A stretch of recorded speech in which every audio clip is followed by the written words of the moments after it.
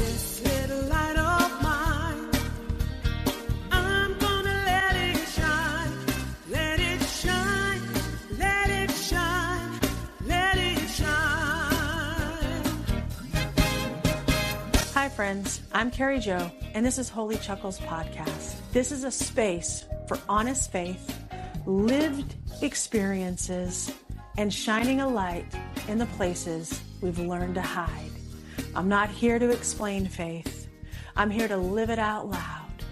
So take a breath and let's make room for what's real.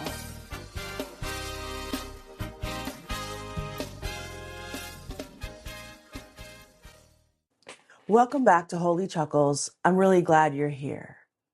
In this episode, I'll be ending 1 Samuel chapter 2, where in verse 36, God is still talking through the unnamed man to Eli. Verse 34, God says, "And what will happen to your two sons, Hophni and Phinehas, will be a sign to you. They will both die on the same day." Verse 35, God tells Eli, "I will raise up for myself a faithful priest who will do according to what's in my heart and mind." And then in verse 36, through the unnamed man, God is saying to Eli, "Then everyone left in your family line will come and bow down before him for a piece of silver and a loaf of bread and plead, 'Appoint me to some priestly office so I can have food to eat.'" The unnamed man just told Eli that his sons were going to die on the same day. Then Bob says to Eli, "Oh, and by the way, God says he's going to raise up a faithful priest." And now the message to Eli is, your family's going to have nothing. They're going to have to plead for food to eat. That's gotta be a hard message that this unnamed man has to give. If it were me, I'd be like, "Yo, listen, this is not me telling you, this is God. Don't shoot the messenger. It's not me." But the strength this unnamed man had to say, "All right, God, I'm gonna say it. I'm gonna do it." And then he gives that message to Eli. And Eli has to take all of that in. Not only are his sons going to die, but the rest of his family line around him are not going to have food to eat. They're not going to have jobs. God is taking all that away because your sons didn't do what was according to God's heart and mind. Not only that, Eli didn't stop what his sons were doing. And God's taking back all that he gave, because if they weren't going to do what was according to God's heart and mind, then they couldn't have the job that is being the representative of God. It's like any other job. If you can't do the job, or you're not doing the job according to what's required, that company's not going to keep you. And it's the same here. Again, there's reaction to our actions. What was happening to Eli and his family was the reaction of Eli and his family's actions. We all have to take accountability for our lives and what we're doing, whether it's personally, whether it's in our careers. Wherever we are, whatever we're doing, we have to take accountability for how we're living our lives. And we can't use the excuse of what happened to us when we were children. Yes, those things happen. Yes, a lot of things happen to us that are horrible. But as you grow up, you have to learn how to deal with that. And sometimes that means counseling. That means talking about it. That means going to the person and saying, "This is what you did to me, and I need to get this off my chest." Sometimes it's healing your nervous system. For me, it was all of those things.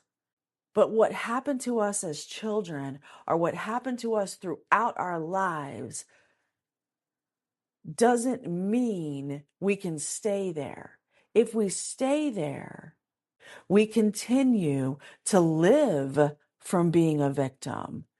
When we stay in that mindset and we don't heal and we don't do the things that move us out of what happened to us, what was done to us, then we start doing things that we shouldn't be doing. And just like the people before us, where we most likely received those patterns, we don't take accountability for the things that we've done and how we're living our life. And it continues. It continues throughout the generations of the families we have created. We pass those patterns down because we don't take accountability. Yes, these things happened to me. And yes, they were crappy. And yes, they hurt me. But it doesn't mean I can go on doing the same patterns. It doesn't mean I can go on creating the same chaos. Not just chaos around me, but chaos within me. And that's what I did. I carried those patterns with me, and those patterns, those unhealthy patterns, ruled my life. Those unhealthy patterns that ruled my life created chaos outside of my life and within my life. They kept me from being aligned with God and with myself. When I decided that being aligned with God and myself was more important to me than carrying those unhealthy patterns, than being a victim, than creating chaos, then that's when things for me started to change within myself. I could see in my past what I had done, the paths I had taken that were wrong for me. I could see the patterns that kept me in those loops that would keep me in chaos. When I started to heal, things in my past started to make sense. And when I started taking accountability, not for what was done to me, but for what I did because of the things that happened to me. See, because we can't go backwards. We can't go and correct someone else's mistake. We can't go back and correct what someone else did to us. I can't go back and correct the things that I did wrong. All I can do is look back and say, yeah, that happened. And yeah, I did those things. I can't go back and do anything, but I can take accountability for the things that I did. And sometimes that means apologizing to people that I hurt. Sometimes that means changing my patterns so I don't continue those. Sometimes that means just sitting with myself and letting myself grieve. There are many ways that we can move forward. Each one of us has to figure out what works for us and what helps us move forward. And in this verse 36, for me, this is God telling me what once had power no longer does. God tells Eli, everyone left in your family line will come and bow down before the new priest for a piece of silver and a loaf of bread. And in my life, this is God telling me all my patterns are bowing down. They no longer have power. In 34, the verse is ending those unhealthy patterns, those same loops within me. In verse 35, it's what God is raising up in me, new, healthier patterns to continue throughout my life. So I take myself in healthier directions, not the same unhealthy patterns that kept me in unhealthy loops. And now in verse 36, it's God saying everything that used to run your life is not having authority over you anymore. And I know that to be true. I'm sitting here 5 days before my lease ends, and I still am unsure where I'm going. My boxes are packed. I'm still doing what I can do because God can't pack my boxes. God can't pick up my things in my apartment. God can't clean my apartment and leave it in good condition. I have to do that. God can't go pick up my U-Haul. God can't pack my boxes in my U-Haul. So those are the things that I'm taking care of. And before in my life, I would right now be freaking out. I would literally be spiraling because I wouldn't know what tomorrow brings. The only thing right now in my life that I can do is what physically is in front of me to do and surrender. Surrender every day to God. I don't know what today is going to bring. I don't know where I'm going, but right now I have a roof over my head. I have food to eat and I'm safe. So thank you for that. I'm grateful for that. And I'm not going to worry about tomorrow because I can't control it. There's nothing that I can do about tomorrow. There's nothing that I can do about next week. All I can do is what is in front of me to do right now. And that's how I know that I've changed. Because in my previous life, I would have pushed, I would have pulled, I would have made something happen. And it would have cost me. It would have cost me more money. It would have cost me more time. It would have cost me energy. It would have cost me emotions. It would have cost me something. I would have created chaos that would have cost me my peace because I was afraid and fearful of what I couldn't see. And right now, what I can't see is where I'm going, what I'm doing, how I'm going to pay for it. But instead of being fearful, I'm using that energy to have faith, to say, God, I know you wouldn't bring me this far to drop me off. And God, I know that you want me to be safe. You want me to have the things that I need.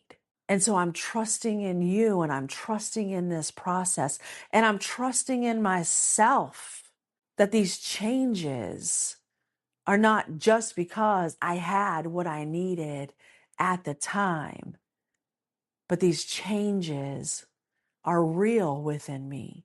These new patterns that I have acquired while healing are really running my system. And so I'm having faith because I believe what you tell me is true. I believe how you're guiding me is accurate. And I believe in my discernment and my intuition within myself to know that this is the right way. This is okay. And everything will be just fine. And that's why I'm able to stay calm. I'm able to stay grounded. That doesn't mean I don't have emotions. That doesn't mean I'm not human.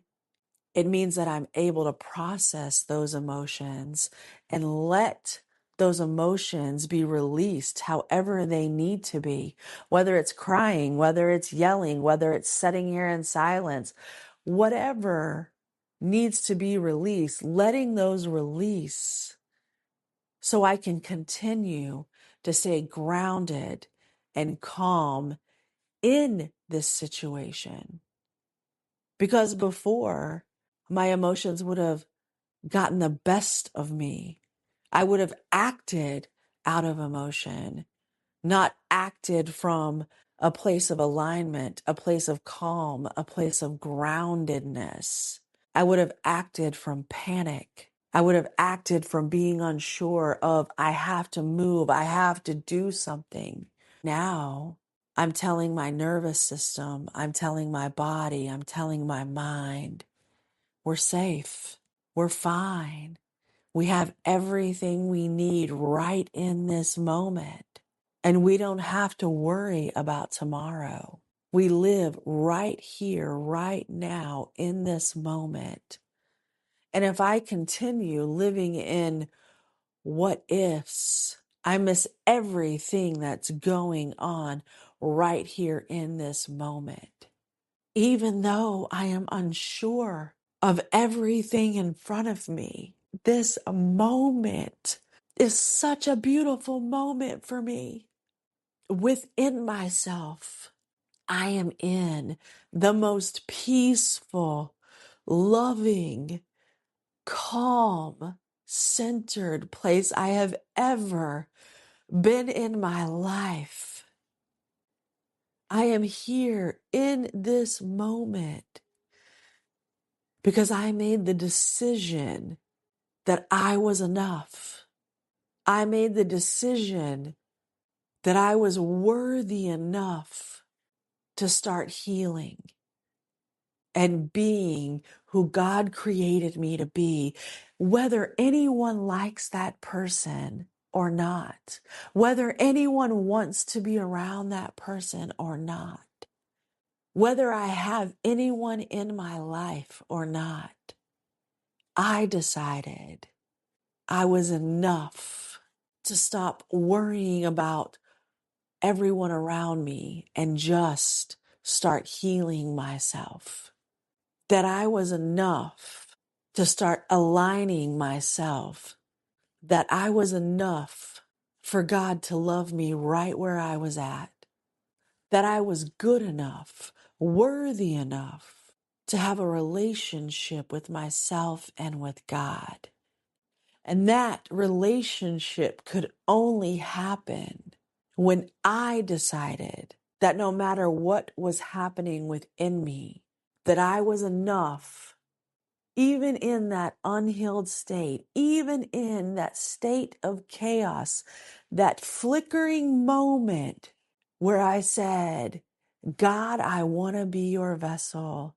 God, this cannot be my life. There's got to be something more. In those moments when I said that, in those moments when I felt that from the depths of my soul, that's when God said, are you ready to do this together? You've been doing this all by yourself. You've been living life with all these people around you, but inside, you've been doing it all by yourself. Are you ready to do this together? Because I've always been here. I've just been waiting on you. Everyone's relationship and how they start their relationship with God, with themselves, with truly within themselves is different. This is what happened in my life that opened up my lens, my field of view to say, what am I doing in my life? What have I become? What have I done? Why do I keep giving everything that I have, whether it be financially, physically, emotionally? Why do I keep giving it all away? And I had to get to this point to realize that I was worthy with absolutely nothing, that I was worthy of being loved by God and loving myself, having absolutely nothing. And where I am in this moment, where I know those unhealthy patterns no longer have a hold on me, they no longer are corrupting my life, is because I sat right here in an empty apartment with a bank account that has nothing in it, a cat depending on me to make sure he has a safe place to live. And I don't even know where I'm going, but I know by end of day on March 27th, God will provide me a safe place for me and my little feline here to land. No, it's not going to be the Taj Mahal, but it's going to be a safe place. And it's going to be a place where I rebuild. But just like now in this empty apartment, it's going to be a place where every moment is joyous and every moment I am grateful for because I no longer am creating chaos. I'm no longer living from a place of lack. I'm no longer living from a system that does not honor my authenticity, a system that does not honor my alignment with myself and God.